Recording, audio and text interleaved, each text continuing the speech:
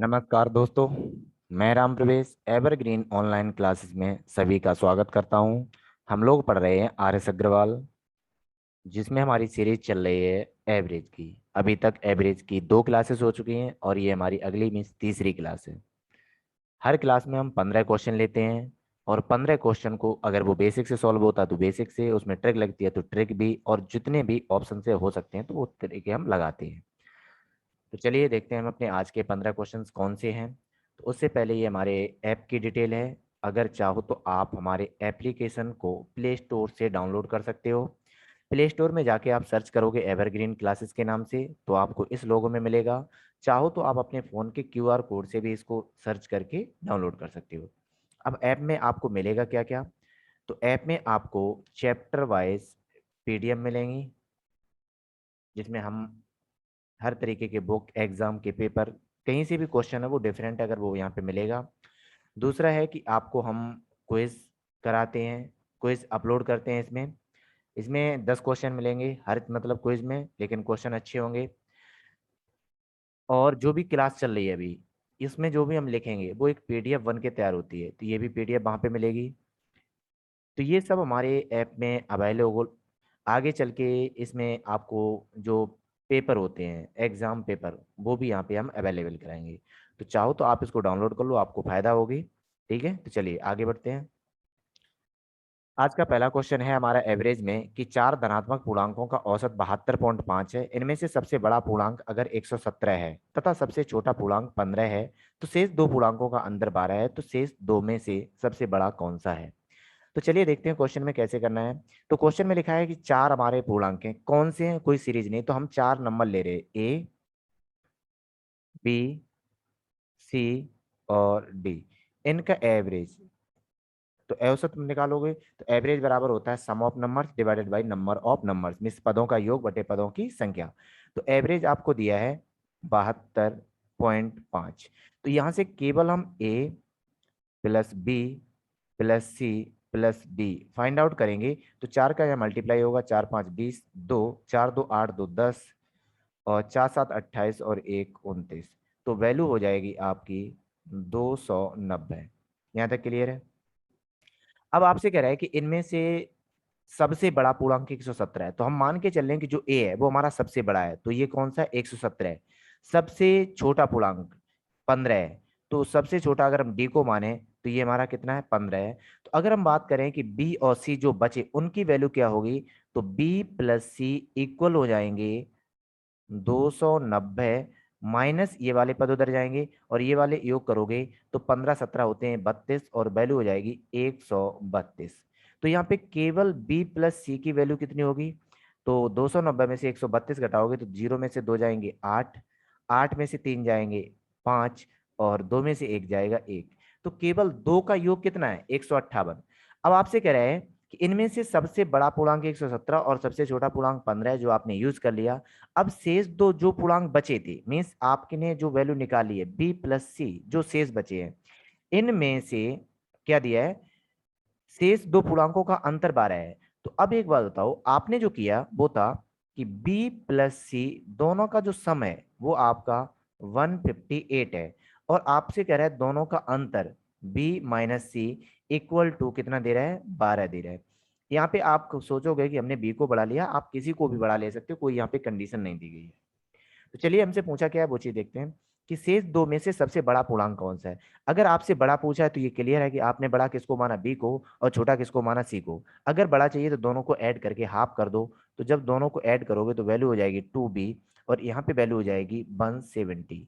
तो यहाँ पे b का वैल्यू पूछा है तो b का वैल्यू हो जाएगा 2 8 16, 2 5 10, तो वैल्यू कितनी हो जाएगी, 85। तो इनमें से कोई नहीं, ऑप्शन कौन सा है हमारा, इनमें से कोई नहीं। चलिए नेक्स्ट क्वेश्चन देखते हैं। नेक्स्ट क्वेश्चन से इससे पहले आप चाहो वेरीफाई कर सकते हो।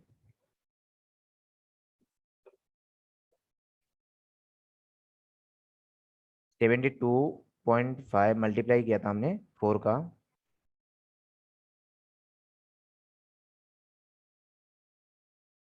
ठीक है, और इसमें हमने माइनस किया था 132, 132, ठीक है, 158, तो क्लियर है। अब यहाँ से जो वैल्यू आई है वो 85 है। इसका मतलब है कि इनमें से जो हमारे तीन ऑप्शन है इनमें से कोई नहीं। अब यहाँ पे दिया है कि इनमें से एक ऑप्शन और है, ज्ञात नहीं किया जा सकता, तो ये वाला ऑप्शन नहीं होगा क्योंकि हमने आंसर निकाल लिया है। बस कंडीशन क्या है, हमारा ऑप्शन ऑप्शन में नहीं है। तो इसका मतलब है कि यहाँ पे जो भी वैल्यू है इनमें से कोई नहीं। अगर आप चाहो तो लिख सकते हो कि अपना बना के अगली वैल्यू कितनी हो जाएगी, 85। चलिए नेक्स्ट क्वेश्चन पे मूव करते हैं। नेक्स्ट क्वेश्चन दिया है कि ए और बी का औसत ए पे power n plus one b पे power n plus one divided by a पे पावर एन वन हो तो एन का मान कितना होगा। अब एक बात बताओ, आपसे कह रहा है कि ए बी का औसत इतना है, मीन्स आपसे कह रहा है कि ए बी का औसत, तो आपको पता है औसत बराबर क्या होता है, पदों का योग बटे पदों की संख्या। आपसे कह रहा है कि जो औसत है वो ए पे पावर एन प्लस वन और बी पे power n plus one divided by a पे पावर एन प्लस बी पे पावर एन, ये इक्वल दिया है। तो क्या दोनों इक्वल है, नहीं है। तो आपसे पूछ रहा है कि अगर हम एन का वैल्यू कुछ पुट करें तो इसके इक्वल आना चाहिए। तो इसको इक्वल बनाने के लिए एक कंडीशन होती है कि किसी भी नंबर पे पावर अगर जीरो है तो वैल्यू कितनी हो जाती है, वन हो जाती है। बात समझ में आ रही है? यही कॉन्सेप्ट यहाँ पे यूज है। और दूसरा कॉन्सेप्ट ये है कि ए पे पावर अगर एम प्लस एन लिखी है तो इसको आप अलग अलग लिख सकते हो, ए पे पावर एम इंटू ए पे पावर एन, इतना भी कर सकते हो।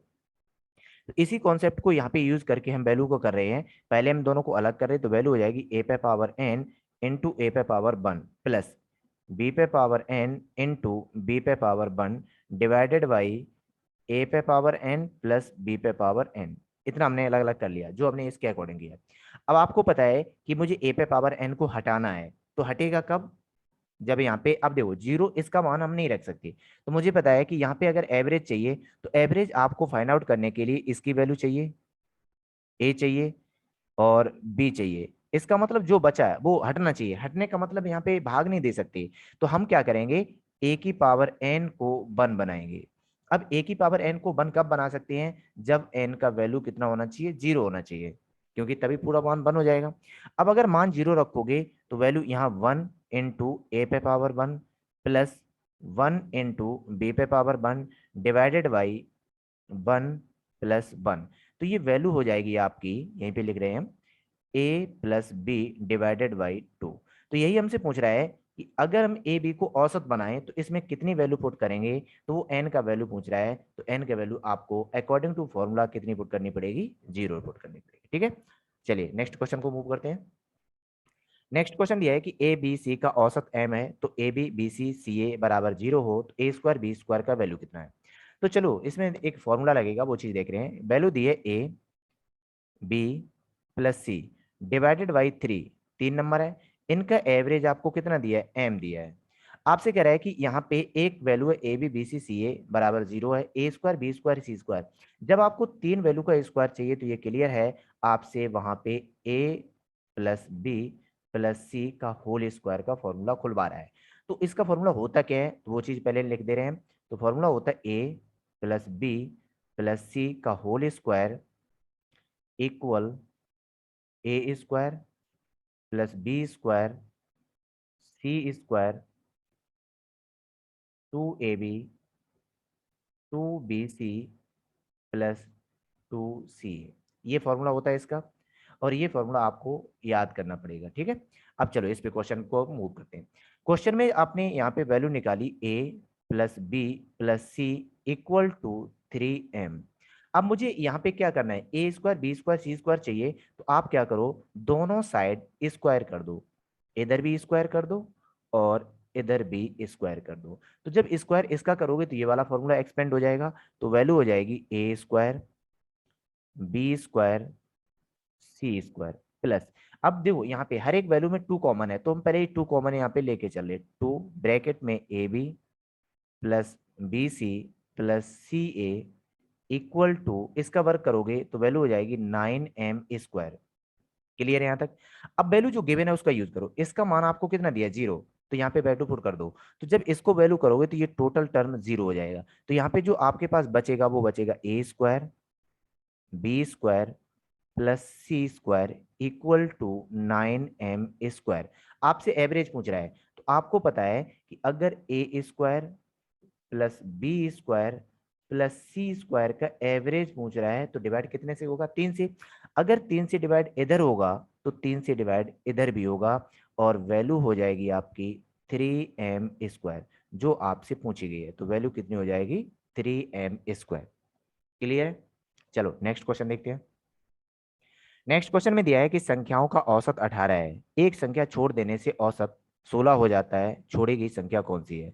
तो यहाँ पे एक प्रॉब्लम है इस क्वेश्चन में, थोड़ा कहीं एक पॉइंट छूट गया है, वो ये है कि मुझे नहीं पता यहाँ पे कितनी संख्याओं का औसत दिया है। ठीक है, संख्याओं का औसत 18 है, तो एक संख्या को छोड़ देने से औसत 16 हो जाता है, तो छोड़ी गई संख्या कौन सी है? तो यहाँ पे पहले ये पता नहीं, कि इसलिए तो हम इस क्वेश्चन को छोड़ रहे हैं, आगे इसको इंक्लूड कर लेंगे अगली वाली सीरीज में। ठीक है, नेक्स्ट वो। एक कार की 7 माह की पेट्रोल की औसत मासिक खपत 110 लीटर है। मतलब है कि 7 महीने तक हर महीने वो 110 लीटर पेट्रोल खर्च करती है। मतलब पहले महीने 110, दूसरे महीने 110, तीसरे महीने 110, हर महीने। और टोटल कितना खर्चा कर रही है? आपका 7 महीने तक चल रही है। तो इसका मतलब है कि ये जो वैल्यू दी है वो आपका क्या है? एवरेज है। अब आपसे कह रहा है कि अगले 5 माह तक औसत मासिक खपत कितनी है? 86 लीटर है। तो आगे के 5 महीने तक आपको पर महीने 86 लीटर खपत करते हो, तो आपसे पूछ रहा है पूरे वर्ष का औसत खपत कितना होगा। तो पहला काम है कि हम यहाँ पे टोटल निकालें कि टोटल वैल्यू कितनी होने वाली है। तो 7 महीने में टोटल कितनी पेट्रोल खर्च होगी? तो मल्टीप्लाई करोगे, वैल्यू हो जाएगी 770।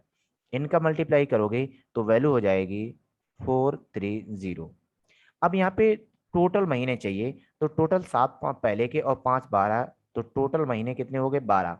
12 महीने में टोटल कितनी पेट्रोल खर्च हुई? 0 0 11 एंड 12, इतनी हुई। तो आपसे एवरेज पूछ रहा है, तो एवरेज इक्वल होता है पदों का योग, 12 महीने की टोटल पेट्रोल, टोटल कितने हैं? 12 महीने, तो इक्वल हो जाएगी 100 लीटर पर मंथ। ठीक है, पर मंथ। एक महीने में एवरेज कितना रहेगा आपका? 100 लीटर का रहेगा। नॉर्मल क्वेश्चन था। चलिए नेक्स्ट क्वेश्चन देखते हैं। नेक्स्ट क्वेश्चन में दिया है कि एक वर्कशॉप में कार्यरत सभी कर्मचारियों का औसत वेतन 8,000 रुपया है। इनमें से 7 अभियंताओं मतलब इंजीनियर का औसत वेतन 12,000 रुपये है। तो देखो, 7 एवरेज मतलब जो इंजीनियर्स हैं इनका एवरेज कितना दिया है? 12,000। मतलब है कि हर इंजीनियर को 12,000 रुपये मिलते हैं। तो टोटल इंजीनियर पे खर्चा कितना होगा? तो ये है एवरेज, और ये जो वैल्यू आएगी वो कैसी होगी? सम होगी। तो 12 सत्ते 84, वैल्यू हो जाएगी 84,000। तो इंजीनियर्स पे टोटल पर महीना, यहाँ पे ये नहीं दिया है, औसत वेतन दिया है पर कितने महीने का दिया है इस मतलब नहीं। इंजीनियर पे खर्चा कितना हो रहा है? 84,000। और आपसे कह रहा है कि 12 तथा शेष कर्मचारियों का औसत वेतन 6,000 रुपये है। अब शेष कितने कर्मचारी है मुझे नहीं पता, तो हमने उनको मान लिया एक्स, और इनका औसत वेतन कितना है? 6,000 रुपया है। तो इन पे टोटल कितना खर्चा हो रहा है? तो आप कहोगे मल्टीप्लाई कर दो, तो 6,000 इंटू एक्स इतना होगा। अब यहां से हम कह रहे हैं कि टोटल कर्मचारियों पे कितना खर्चा हो रहा है? 8,000।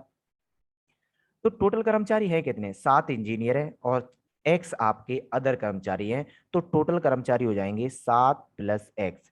इन पे औसतन खर्चा हो रहा है 8,000 का। तो इन पे टोटल कितना खर्चा हुआ पूरे ग्रुप का?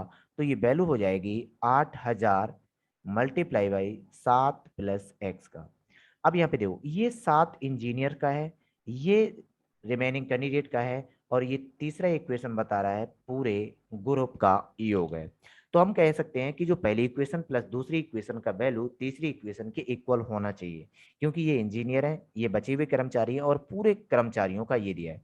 तो यहाँ पे हम वैल्यू लिख रहे हैं दूसरे कलर में। तो वैल्यू होनी चाहिए 84,000 प्लस 6,000 एक्स इक्वल, मल्टीप्लाई करोगे तो 8 7 56,000 प्लस 8,000 एक्स, कितना हो जाएगा? तो 56,000 इधर आएंगे, 6,000 उधर जाएंगे, तो 56,000 माइनस करोगे तो वैल्यू हो जाएगी 0 0। 14 में से 6 गए 8, और 7 में से 5 गए 2, 28,000। 6,000 उधर जाएंगे तो वैल्यू हो जाएगी 2,000 एक्स। तो एक्स का वैल्यू फाइंड आउट करोगे तो कितना आएगा? 14। तो ये 14 जो वैल्यू आई है वो ये बता रहा है कि जो 7 इंजीनियर हैं इनके बाद 14 कर्मचारी और काम कर रहे हैं। बात समझ में नहीं आई? तो यहाँ पे हमारा ग्रुप बना, यहाँ पे शेष कर्मचारी, तो जो इंजीनियर हैं और यहाँ पे अदर कर्मचारी हैं। तो इंजीनियर आपके पास टोटल 7 हैं और रिमेनिंग कैंडिडेट कितने हैं? 14 हैं। तो अब हमसे पूछ रहे क्या है, इस वर्कशॉप में कार्यरत सभी कर्मचारियों की संख्या कितनी है? टोटल पूछ रहा है, तो टोटल हो जाएंगे 21। कितने हो जाएंगे? 21। ये हमारा क्वेश्चन था। अब इसी क्वेश्चन को एलिगेशन से और लगा सकते हैं, तो वैल्यू देखते हैं कैसे। देखो, जो 7 इंजीनियर्स हैं उनका वेतन 12,000 रुपये है। जो एक्स कैंडिडेट है इनका वेतन 6,000 रुपये था। लेकिन जब पूरे ग्रुप का देखा गया तो औसत वेतन 8,000 रुपये था। इन दोनों का डिफरेंस यहाँ लिखा जाएगा, तो वो आएगा आपका 4,000। इन दोनों का डिफरेंस यहाँ लिखा जाएगा, वो आएगा आपका 2,000। तो रेशियो बनेगा 1:2। तो जो 1 और रेशियो का 2 है, ये आपके कर्मचारी का अनुपात है। तो एक का वैल्यू कितना है आपका यहाँ पे? 7। मतलब है कि एक किसको डिनोट कर रहा है? 7 को। तो 2 डिनोट करना चाहिए 14 को। तो टोटल कर्मचारी हो जाएंगे आपके 21। ये एलिगेशन से हो जाएगा। ठीक है, चलिए नेक्स्ट क्वेश्चन को मूव करते हैं। पहला क्वेश्चन दिया है कि 4 कमाने वाले सदस्यों के एक परिवार की औसत मासिक आय 15,130 रुपये थी। इनमें से एक पुत्री का विवाह हुआ तथा वह घर के से विदा हो गई। इससे परिवार की औसत आय घटकर 14,660 हो गई।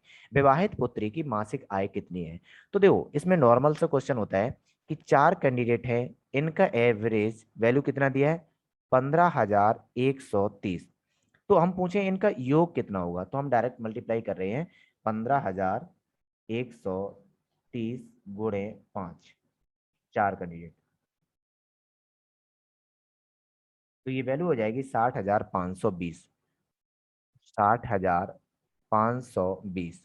तो 4 कैंडिडेट का जो टोटल मासिक आय है वो कितनी हो रही है? 60,520। अब इसमें से क्या हुआ कि एक कैंडिडेट मतलब पुत्री थी, उसकी शादी होगी, चली गई। तो इसमें परिवार में कैंडिडेट कितने बचे? तो अब कैंडिडेट बचे 3। अब जो इनका औसत है वो घटकर इतने पे आ गया, मतलब है कि इतना रह गया है। और औसत कितना था? 14,660। तो अब यहाँ पे हम योग निकाल रहे हैं। तो योग निकाल रहे हैं, 14,660 मल्टीप्लाई बाई 3। तो वैल्यू हो जाएगी 43,980। तो यहाँ पे वैल्यू कितनी हो गई? 43,980। अब हमसे पूछ रहा है कि जो लड़की थी वो कितना कमाती थी। देखो, ये पूरे 4 लोगों का है, ये लड़की को छोड़ने के बाद बचे हुए 3 लोगों का है। तो इन 3 लोगों को ऊपर वाले में से माइनस कर दें, तो जो बचेगी वो कौन बचेगी? वो गर्ल बचेगी जो घर छोड़ के गई है। तो यहाँ पे माइनस करोगे तो 0 में से 0 गया 0, 12 में से 8 गए 4, और यहाँ बचे आपके 14, 4। तो 14 में से 9 गए 5, यहाँ बचे थे 9, 9 में से 3 गया 6, और यहाँ बचा 5 में से 4 गया 1। तो वैल्यू हो जाएगी 16,540। मतलब है कि जो लड़की घर से गई है वो एक महीने में कितना कमाती थी? 16,540। ठीक है, चलिए नेक्स्ट क्वेश्चन देखते हैं। नेक्स्ट क्वेश्चन में दिया है कि एक व्यक्ति ए से बी तक x किलोमीटर प्रति घंटा की औसत चाल से जाता है तथा वापस बी से ए तक 22 किलोमीटर प्रति घंटा की औसत चाल से आता है। पूरी यात्रा में उसकी औसत चाल कितनी रही है? तो होता ये है, कॉन्सेप्ट बता रहे हैं कि अगर दूरी बराबर हो, डिस्टेंस कैसे होनी चाहिए? इक्वल। अगर डिस्टेंस इक्वल है मीन्स पहला डिस्टेंस और दूसरा डिस्टेंस, ये भी डिस्टेंस डी है और ये भी डिस्टेंस डी है, दोनों डिस्टेंस कैसे? इक्वल है। होता क्या है कि ये जो डिस्टेंस है वो आप x किलोमीटर पर आवर की स्पीड से जा रहे हो, और जो सेकंड डिस्टेंस है वो 22 किलोमीटर पर आवर की स्पीड से जा रहे हो। तो आपकी पूरी यात्रा में एवरेज स्पीड क्या होगी? ये क्वेश्चन था। तो एवरेज स्पीड होती है 2x by upon x plus by. Average speed कितनी हो जाएगी? इसको दोबारा लिख रहे क्लियर कट में। ये एवरेज स्पीड हो जाएगी 2x/x+y। ठीक है, तो ये कॉन्सेप्ट यहाँ पे यूज होगा। तो आप x से गए थे घर से बाहर, मतलब है कि ये डिस्टेंस है a और b। तो जब आप गए उस टाइम स्पीड थी x किलोमीटर, और जब आए उस टाइम स्पीड थी y किलोमीटर पर आवर। तो एक बात बताओ, जितना गए उतना ही वापस आए, मतलब दोनों कंडीशन में डिस्टेंस कैसी है? इक्वल है। तो इक्वल है तो एवरेज स्पीड हो जाएगी 2x/x+y। तो उस केस में हमारा आंसर कौन सा हो जाएगा? सेकंड हो जाएगा। केवल इसमें फॉर्मूला है और कुछ नहीं। चलिए नेक्स्ट क्वेश्चन पे चलते हैं। नेक्स्ट क्वेश्चन सेम भैया, देखो एक व्यक्ति कार द्वारा नगर ए से बी तक जाता है। तो अगर ये नगर ए है और यहाँ से कुछ डिस्टेंस पे नगर बी है, पर कितनी डिस्टेंस पे ये नहीं है, इसका कोई लेना देना भी नहीं है एवरेज स्पीड में। आप 63 किलोमीटर पर आवर की स्पीड से बी तक गए तथा 42 किलोमीटर की औसत चाल से वापस भी आए, तो 42 किलोमीटर पर आवर की स्पीड से आप वापस भी आए, तो पूरी यात्रा में उसकी औसत चाल कितनी है। तो अभी ये क्वेश्चन किया था, यहाँ पे सेम यही कॉन्सेप्ट है, बस यहाँ पे क्या है कि x की जगह 63 दिया है और y की जगह 42 दिया है। तो चलिए हम वैल्यू पुट करते हैं। तो यहाँ पे जो हमारा आंसर हो जाएगा एवरेज स्पीड का, तो वो 2 × 63 × 42 डिवाइडेड बाई दोनों का सम, तो 2 3 5 और ये ऐड हो जाएंगे 0 1, इतना हो जाएगा। अब हमसे पूछ रहा है कि इसकी औसत चाल क्या है, तो सॉल्व कर लो। 21 3 63, 21 5 105, 3 2 6, 6 2 12, 6 4 24 और 1 25 डिवाइडेड बाई 5, 5 5 25, 0 और 5 चौको 20, तो वैल्यू हो जाएगी 50.4। नॉर्मली आप कर लेंगे, इसमें कोई टफ नहीं है, केवल वैल्यू पुट करनी थी जो इससे पहले वाला फॉर्मूला था। चलिए नेक्स्ट क्वेश्चन की तरफ। पहला क्वेश्चन, वो अगला क्वेश्चन दिया है कि एक स्थान ए से स्थान बी तक एक मोटरसाइकिल की औसत चाल कितनी है, 65। मतलब आप ए से बी तक जाओगे तथा बी से ए तक आने में उसकी औसत चाल कितनी रह जाती है, 60। पूरी यात्रा में मोटरसाइकिल की औसत चाल कितनी है, सेम वही क्वेश्चन है, तो हम पूरा नहीं लिख रहे, डायरेक्ट यहाँ पे क्या निकाल रहे हैं, एवरेज स्पीड। तो एवरेज स्पीड का फॉर्मूला होता है 2x/x+y। तो यहाँ पे वैल्यू कितनी हो जाएगी, 2 × x का वैल्यू दिया आपको 65, दोनों बाई का वैल्यू दिया आपको 60 डिवाइडेड बाई 60 + 65। तो इन दोनों का ऊपर योग सीधा हम लिख रहे हैं, 2 × 65 मल्टीप्लाई बाई 60 और ये हो जाएगा 125। 60 60 120 और 5 25, तो हम डायरेक्ट मल्टीप्लाई लिख रहे हैं, गुणा अपना कर लेना। तो वैल्यू लिखिए 2 × 65 × 60 को डिवाइड करना है 125 से, तो वैल्यू हो जाएगी 62.4। तो इसका आंसर कितना आ जाएगा, 62.5, नहीं 4, 62.4, जो ऑप्शन नंबर किस में है, 3 में दिया है। चलिए नेक्स्ट क्वेश्चन की तरफ। 50 संख्याओं का औसत 36 ज्ञात किया गया, बाद में पता चला कि एक संख्या 48 की जगह 23 ले ली गई थी, तो शुद्ध औसत कितना है। तो जो इसका बेसिक रूल है, बेसिक रूल क्या कहता है उसके अकॉर्डिंग हम कर रहे हैं कि आपके पास टोटल संख्याएं कितनी थी 50, तो इनका एवरेज कितना आपने निकाला, वो 36 निकाला। तो हम कहेंगे इनका सम कितना है, इनका सम कितना है, आपके पास एवरेज दिया है, तो आप कहोगे दोनों का मल्टीप्लाई कर दो, इन दोनों नंबर का मल्टीप्लाई कर दो तो आपका सम आ जाता है। तो मल्टीप्लाई करोगे तो वैल्यू हो जाएगी 1800। अब होता क्या है कि 1800 में एक संख्या 48 है, लेनी थी, लेकिन गलती से कितने ले लिया, 23 ले लिया। 48 लेना था, बाद में पता चला कि एक संख्या 48 की जगह 23 ले ली गई, इसका मतलब 48 हमारा सही है और 23 हमारा कैसा है, गलत है। तो आप क्या करोगे, पहले इसमें से 23 माइनस कर दो जो गलत है, तो वैल्यू बचेगी 7, 9 में से 2 जाएंगे 7 7 7, ठीक है। अब ये वैल्यू शुद्ध है, लेकिन ये वैल्यू शुद्ध तब तक है, आपने 50 में से एक संख्या हटा दी, आपको वो संख्या ऐड करनी पड़ेगी जो सही है। तो सही कौन सी थी, 48, ये आपको ऐड करनी है।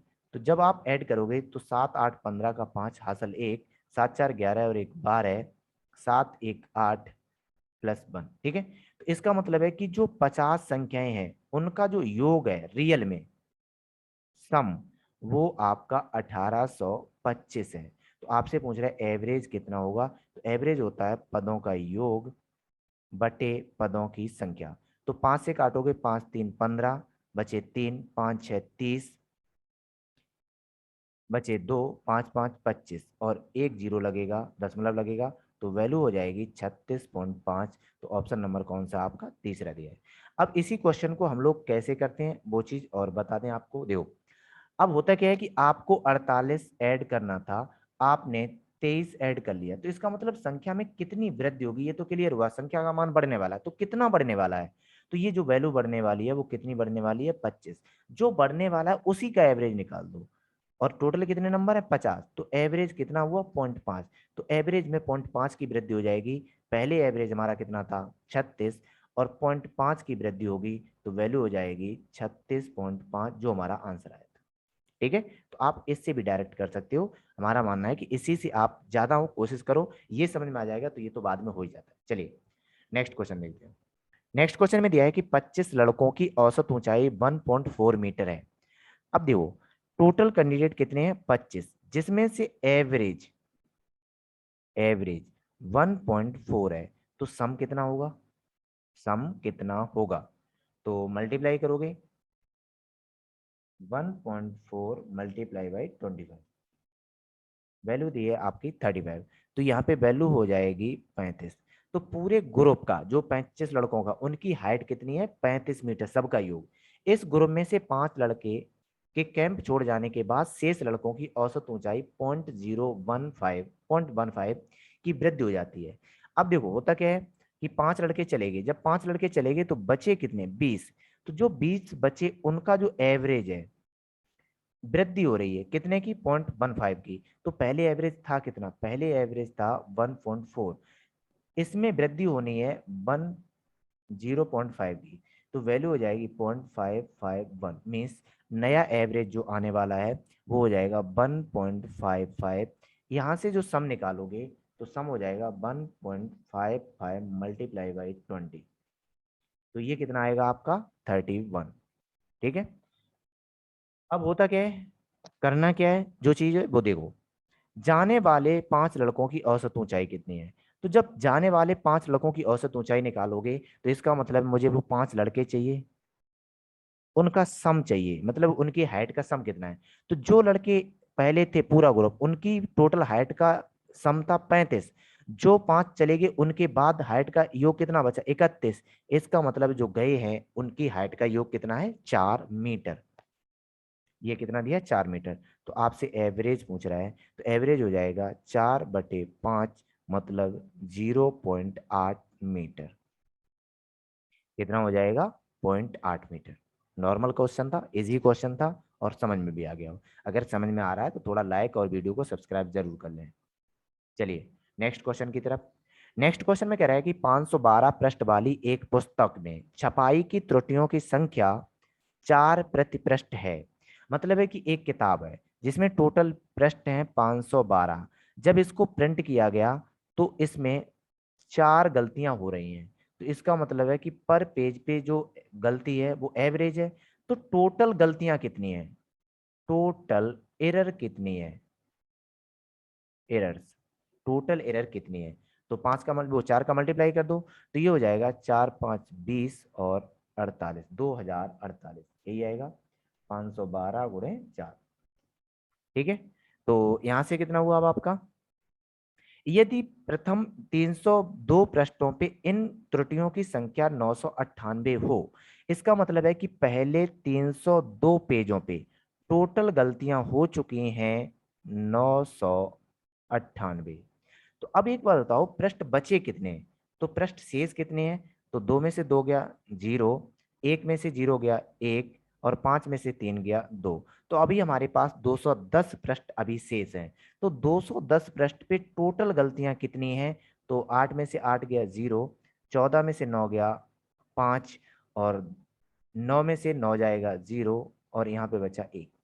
तो इसका मतलब अभी भी आपके पास 1050 गलतियां हैं, और टोटल कितने पृष्ठों पे हैं, 210 पे। तो पर पेज मींस एवरेज कितना आएगा, तो टोटल गलतियां हैं 1050, और कितने पृष्ठों पे हैं, 210 पे। तो 0 से 0, 21 पंचे 105। इसका मतलब है कि आगे के 210 पृष्ठों पे पर पेज 5 गलती का एवरेज आ रहा है। तो इसका मतलब हमारा आंसर कौन सा हो जाएगा, सेकेंड हो जाएगा। चलिए नेक्स्ट क्वेश्चन पे।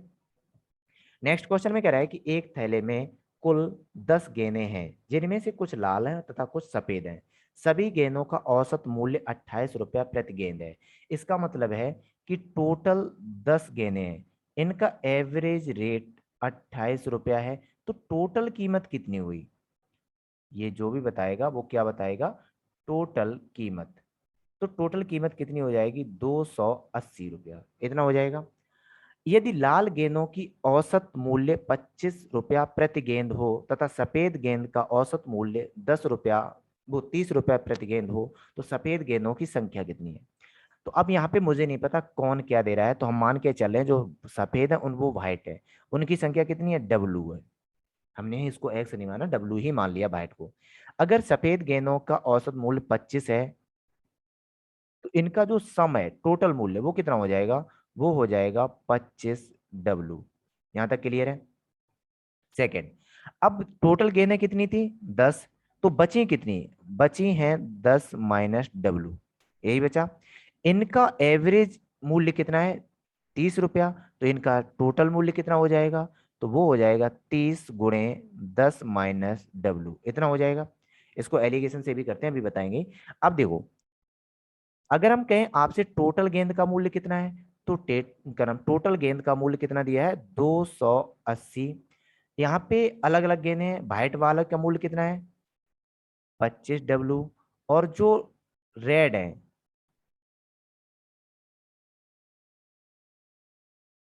उल्टा लिख लिया वैल्यू को, यहाँ पे देखो, केवल थोड़ा एरर हो गई है। देखो, आपने जो व्हाइट मानी है, व्हाइट का मूल्य कितना है, 30, और जो आपने रेड मानी है उनका मूल्य कितना है, 25। तो ये तो रहेगा आपका 30, और ये रहेगा आपका 25। तो ये 30 हो जाएगा और ये 25, केवल इतना थोड़ा ध्यान नहीं दे पाए। लाल गेंद है, मतलब रेड गेंद, उनका मूल्य 25 है, तो हमने रेड इसको माना और व्हाइट इसको माना। ठीक है, चलो यहाँ से इसको मिटा दो, अब वैल्यू दे दी।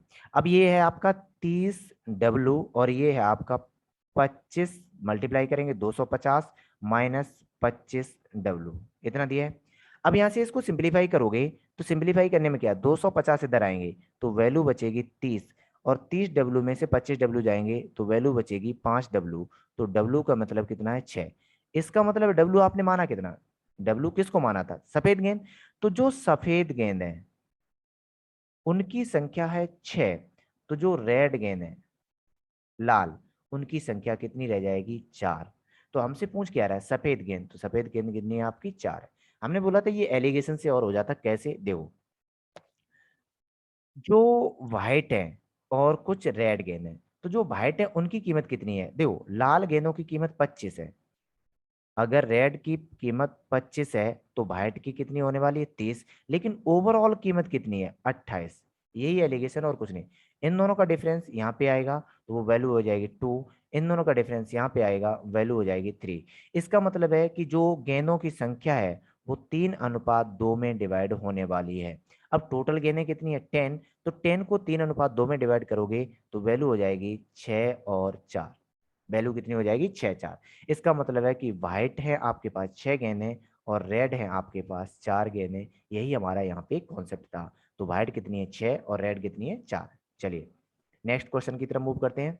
नेक्स्ट क्वेश्चन दिया है कि एक कंपनी ने वर्ष के पहले 3 माह में 4,000 रुपया प्रति 4,000 वस्तुएं प्रति माह बनाई, तथा पूरे वर्ष में 4375 वस्तुएं प्रति माह बनाई, तो अगले 9 माह में कितनी औसत वस्तुएं प्रति माह बनाएंगी।